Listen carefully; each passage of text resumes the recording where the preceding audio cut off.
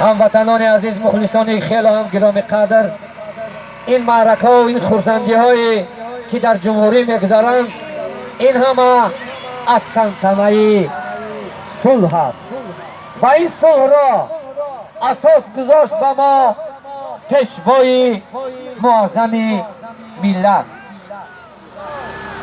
مردم فارس همه مرد دلیر و شجاع را هموطنان عزیز مخلصان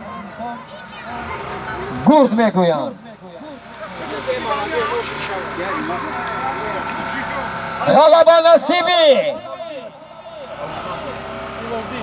غلبه نصیبی ریواج‌الدین پهلوان از جماعت کبودی سیف‌الدین با اسب خودش، اسب لقبی بابر، غلبه و جشن صدر ریواج پهلوان مبارک باشد. آفرین.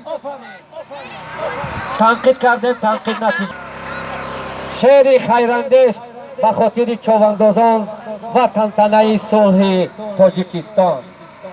گردانی کارزار بیایند بزکشی، گردانی کارزار بیایند بزکشی، بگردی خانی کشوری وحدت نمد چشی. سرجام شکری دولتی امام علی کنه، سرجام شکری دولتی امام علی کنه، او را در این وحدت وطن وحدت ولی کنیم. نمازی پیشی